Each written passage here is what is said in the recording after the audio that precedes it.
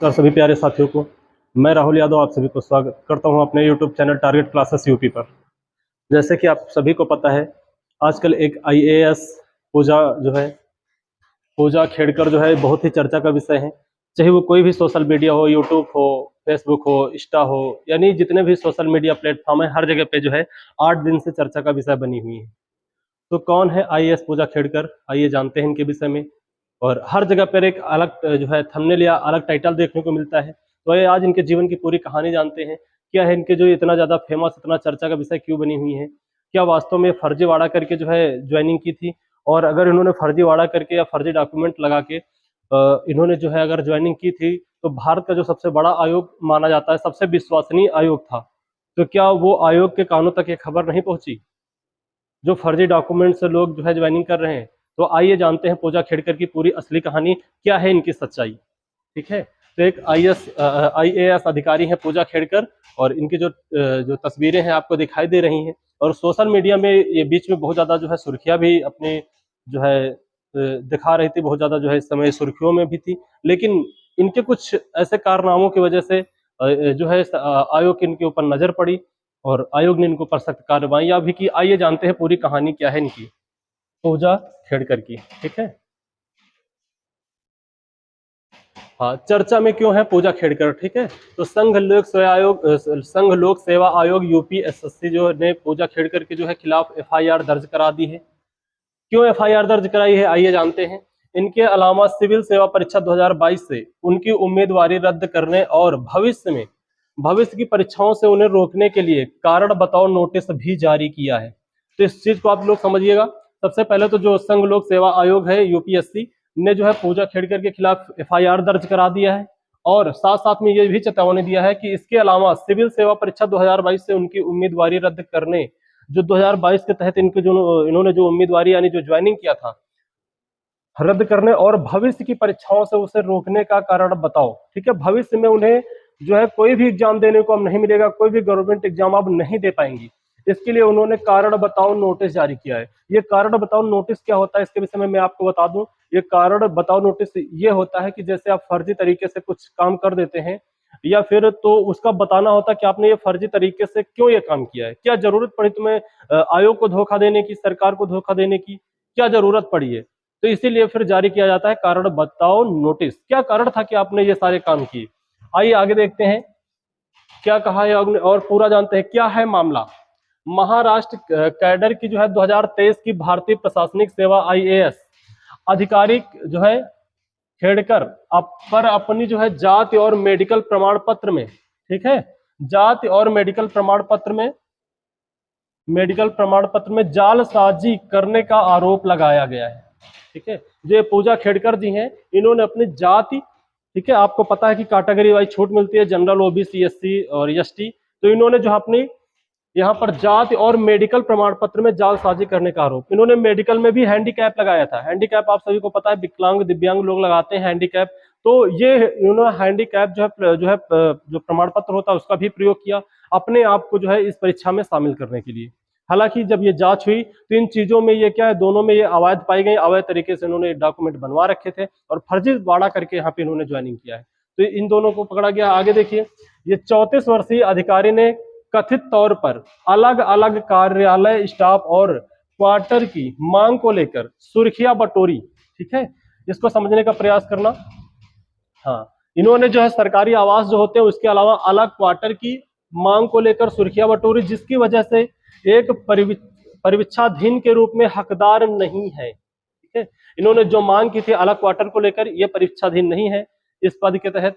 और पुणे पुलिस उन आरोपों की जांच कर रही है कि उन्होंने अपनी निजी रोड गाड़ी पर लाल बत्ती, ठीक है, इनकी एक निजी, आप सभी को पता है निजी गाड़ी, तो इन्होंने निजी रोड गाड़ी पर लाल बत्ती और महाराष्ट्र सरकार का प्रतीक चिन्ह इस्तेमाल किया है। ठीक है, तो इनकी जो निजी गाड़ी थी, जिससे इनके घर की जो पर्सनल इनकी गाड़ी थी, उस पर इन्होंने लाल बत्ती, वो भी बिना परमिशन के इन्होंने लगवा रखा था। और इनकी जो गाड़ी थी उसमें इन्होंने महाराष्ट्र सरकार भी लिखवा रखा था, जो कि एक अधिकारी को, आईएएस अधिकारी को ये शोभा नहीं देता है। ये अवैध है और गैर कानूनी तरीके से इन्होंने इस चीजों को प्रयोग किया था। तो यह है पूजा खेड़कर। आइए इनके विषय में और जानते हैं।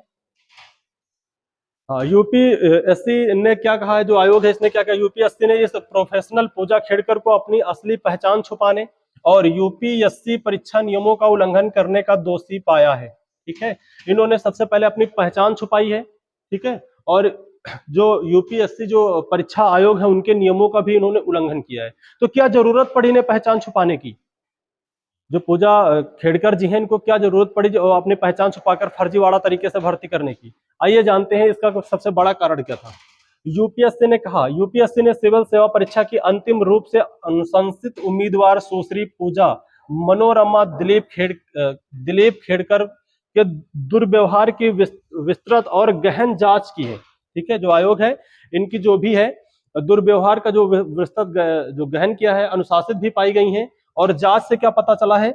जांच से पता चला कि उसने अपना नाम, अपने पिता और माता का नाम, अपनी तस्वीर, हस्ताक्षर, ईमेल आईडी, मोबाइल नंबर और पता बदलकर, अपनी पहचान बदलकर परीक्षा नियमों के तहत स्वीकार्य सीमा से परे धोखाधड़ी करने का प्रयास किया है। हाँ, तो इसे याद रखेंगे कौन कौन सी इन्होंने फर्जीवाड़ा तरीके से किया है।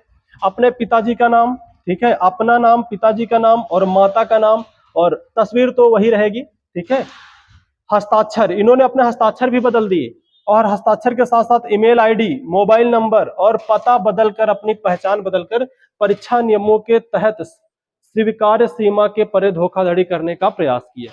ये एक बहुत बड़ी बात है कि इतना बड़ा आयोग, इन्होंने अपना मोबाइल नंबर, ईमेल आईडी, अपना नाम, मम्मी पापा, ये सारे नाम चेंज करके इन्होंने इस परीक्षा में भाग लिया। और ये आयोग क्या कर रहा था? आयोग भी पकड़ नहीं पाया, और ये बिल्कुल बाकायदा और साफ तरीके से परीक्षा को पास करने में कामयाब हो गई और ज्वाइनिंग तक भी पहुंच गई थी। तो ये क्या आयोग को कुछ पता नहीं चला? तो आइए जानते हैं इसमें आयोग का क्या हाथ है। एक यहाँ पर एक सवाल खड़ा होता है कि जब जहाँ पे मम्मी का नाम, पापा का नाम, ईमेल आईडी और अपना एड्रेस, सिग्नेचर, सारा कुछ चेंज कर दिया गया, जहां पे आजकल आधार कार्ड, पैन कार्ड, बाकी जो है अपना वोटर आईडी, बहुत सारे इतने प्रमाण पत्र लगते हैं, सारे का इन्होंने कैसे सब बदल करके, कैसे इतना धोखाधड़ी से, इतना सफाई से अपना जो है काम कर लिया? तो यहाँ पर तो सवाल आयोग के ऊपर भी खड़ा होता है। और जो कि आज की डेट में देखा जाए तो भारत का सबसे, जो जितने भी आयोग पेपर करवाते हैं, सबसे विश्वसनीय है। आप लोग कमेंट करके बताएंगे कि आपको आज भरोसा है इस आयोग पे? सभी लोग बताएंगे। आइए जानते हैं हाँ, किन मामलों पर होगी कार्रवाई। इतना सब इन्होंने किया है, फर्जी जो है अपना सिग्नेचर, फर्जी मेल आईडी और फर्जी mobile number, address, mummy papa का नाम, ये जो फर्जी किया है। तो देखते हैं किन किन मामलों पर होगी कार्रवाई। एफआईआर दर्ज करके आपराधिक मुकदमा चलाना, उनकी उम्मीदवारी रद्द करने, भविष्य की परीक्षा या चयन से रोकने के लिए कारण बताओ नोटिस जारी करना शामिल है। फर्जी प्रमाण पत्र प्रस्तुत करने और कार्यस्थल पर विशेष सुविधाएं मांगने के लिए इन पर जो है, अब आप ये बताइए, जितने भी आईएएस अधिकारी हैं सबको एक समान देखा जाता है ना, सबको एक समान सुविधाएं दी जाती हैं, तो इनको विशेष सुविधा कैसे दी जाएगी? ठीक है, यही बात यहाँ पर कही गई है, कार्यस्थल पर विशेष सुविधाएं मांगने के मामले में केस जो है चलाया जाएगा।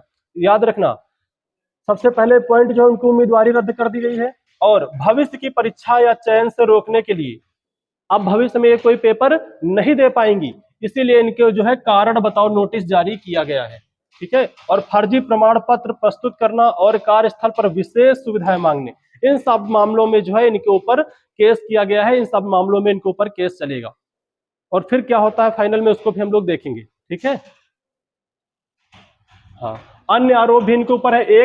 एक और बाद आप यूपीएससी को सौंपे गए उनके विकलांगता प्रमाण पत्र से जुड़ा है। ठीक है, उन्होंने विकलांग प्रमाण पत्र भी लगाया था, जबकि जांच में पाया गया विकलांग नहीं है। हैंडीकैप, अभी मैंने आपको बताया था, विकलांग सर्टिफिकेट भी लगाया था, ताकि ये हैंडीकैप कैटेगरी के अंदर आने के बाद इनको कुछ विशेष छूट मिल जाती है, और जिसके तहत इन्होंने इस पेपर को क्वालिफाई कर लिया था। ठीक है, तो इसमें भी जानते हैं विकलांगता प्रमाण पत्र से जो जुड़ा है, उन्होंने यूपीएससी को बताया कि वह दृष्टिहीन और मानसिक रूप से विकलांग है। ठीक है, उन्होंने बताया कि वो दृष्टिहीन और मानसिक रूप से विकलांग है। हालांकि जब जांच हुई तो ऐसा कुछ नहीं पाया गया कि वो विकलांग है या दृष्टिहीन है, ऐसा जो भी निकल कर आया। ये इन्होंने बाद में प्रमाण पत्र जो है दिए थे, ताकि चयन प्रक्रिया में विशेष रियायत मिल सके। लेकिन उन्होंने कई मौकों पर मेडिकल टेस्ट कराने से इनकार कर दिया। ठीक है, जब इन्होंने ये सारी चीजें, दृष्टिहीन और मानसिक रूप से विकलांग अपने आप को बताया, तो यहाँ पर एक चीज और, जितने भी यूपीएससी के जितने भी कैंडिडेट होते हैं, सिविल सेवा सर्वेंट होते हैं, इन सबको मेडिकल टेस्ट प्रक्रिया से गुजरना ही होता है। तो क्या इनका मेडिकल नहीं हुआ, डायरेक्ट हुई थी? आइए इसके विषय में भी आगे जानते हैं। यहाँ तक कि विशेष रूप से सक्षम यूपीएससी उम्मीदवारों को भी प्रतिष्ठित परीक्षा पास करते हैं मेडिकल टेस्ट से गुजरना पड़ता है। इन्होंने यहाँ पर मेडिकल टेस्ट से भी जो है कराने से इनकार कर दिया था, जबकि सारे के सारे उम्मीदवारों को मेडिकल टेस्ट से गुजरना पड़ता है। इतना सारा फर्जीवाड़ा करके ये कैसे, आयोग को कुछ भनक तक नहीं लग रही है। ठीक है, आगे भी इनसे जुड़े कुछ तथ्य उनको जानते हैं। इसके बाद इन्होंने एक एमआरआई रिपोर्ट प्रस्तुत की जिसे पहले खारिज कर दिया गया और बाद में स्वीकार कर लिया गया। जब आयोग ने एक बार इसको जो है खारिज कर दिया था तो बाद में क्यों स्वीकार किया? क्या ये पावर था, इनके पिताजी का पावर था? और भी कई सारे इनसे जुड़े तथ्य उनको जानते हैं। नौकरी के बाद आवेदन में उनका दावा कि यह अन्य पिछड़ा वर्ग ओबीसी के गैर क्रीमी लेयर से संबंधित है जो कि उनके चयन में योगदान देगा, अभी जांच के दायरे में है। एक और जांच के दायरे में है, इसकी भी पुष्टि की जा रही है कि नौकरी के आवेदन में उनका दावा कि यह अन्य पिछड़ा वर्ग ओबीसी समझ रहे हो ना, ओबीसी के गैर क्रीमी लेयर से संबंधित है जो उनको योगदान देगा जांच के दायरे में। ठीक है, एक विशेष छूट होती है ओबीसी के लोगों के लिए, तो इन्होंने इसका जो फायदा उठाया है क्रीमी लेयर का। और आगे इसका जो क्राइटेरिया है, जो क्रीमी लेयर है, इसका क्राइटेरिया जबकि ये पार कर रही है, इनके पिता के पास इससे ज्यादा संपत्ति है, इससे कई गुना ज्यादा संपत्ति है, फिर भी इन्होंने फर्जी डॉक्यूमेंट लगा के जो है जो छूट मिलती है उसका फायदा इन्होंने उठाया है। देखिए, पुणे के आरटीआई कार्यकर्ता विजय कुमार ने कहा कि खेड़कर के पिता एक सेवानिवृत्त प्रशासनिक अधिकारी जिन्होंने 2024 का लोकसभा चुनाव लड़ा था, अभी हाल ही में 2024 का लोकसभा चुनाव भी लड़ा है, और जिनके पास 40 करोड़ रुपए की संपत्ति है। अब सोचिए आप, इन्होंने ओबीसी के जो है, ठीक है, इन्होंने ओबीसी के जो क्रीमी लेयर जो संबंधित है उसका फायदा उठाया है, जबकि इनके पिताजी क्या हैं? सेवानिवृत्त प्रशासनिक अधिकारी जिन्होंने 2024 का लोकसभा चुनाव भी लड़ा है। समझ रहे हो आप लोग? और 40 करोड़ रुपए की संपत्ति भी है। आगे देखिए, ओबीसी जिसका इन्होंने फायदा उठाया है, ओबीसी गैर क्रीमी लेयर श्रेणी के तहत कोटा के लिए वार्षिक आय की सीमा 8 लाख रुपए है। यानी इसमें वही लोग होंगे क्रीमी लेयर जो श्रेणी है जिनके परिवार की वार्षिक आय 8 लाख रुपए सालाना है, मात्र 8 लाख रुपए सालाना। लेकिन इन्होंने इसका फायदा भी उठा लिया है, इसका प्रमाण पत्र लगा के इन्होंने फायदा भी उठा लिया। ये जो आईएएस पूजा खेड़कर जी हैं, इन्होंने इसका फायदा भी उठा लिया है। लेकिन इनके जो पिताजी हैं उन्होंने लोकसभा चुनाव भी लड़ा है और सेवानिवृत्त प्रशासनिक अधिकारी भी रह चुके हैं, और इनके पास 40 करोड़ रुपए की संपत्ति है। ठीक है, इस चीज को आप लोग गहराई से समझिएगा। पिताजी के पास 40 करोड़ की संपत्ति है और जो जिस क्राइटेरिया का इन्होंने फायदा उठाया है और उसकी जो मान्यता है मात्र 8 लाख रुपए सालाना। तो यानी कि पूरा का पूरा ये फर्जीवाड़ा तरीके से ही इसको जो उन्होंने ज्वाइन किया है, और आयोग और बाकी जो भी लोग इस बैठे हुए चयन प्रक्रिया में वो लोग इसे पकड़ नहीं सके। ये बात तो तब खुली जब ये ज्वाइनिंग के दौरान अपना गए और जाने के बाद अन्य अधिकारियों से, जब ये पूजा खेड़कर ज्वाइनिंग के दौरान गई ऑफिस और वहां पे अन्य अधिकारियों से, और साथ में इनके पिताजी भी थे, पिताजी अन्य अधिकारियों को हड़कारने लगे और ये तक कह डाला, वीडियो वायरल हो रहा है, ये तक कह डाला कि जहां पर आज हमारी बेटी वहां तुम लोग कभी पहुंच ही नहीं सकते। और पूजा खेड़कर जी जो अलग जो है क्वार्टर की मांग कर रही थी, ये सारी चीजें जब आई तो इनके ऊपर केस हुआ, अलग क्वार्टर और जो निजी गाड़ी, ठीक है, इनकी जो निजी गाड़ी है उस पर लाल बत्ती नीली बत्ती का प्रयोग कर रही थी, वो भी बिना परमिशन के।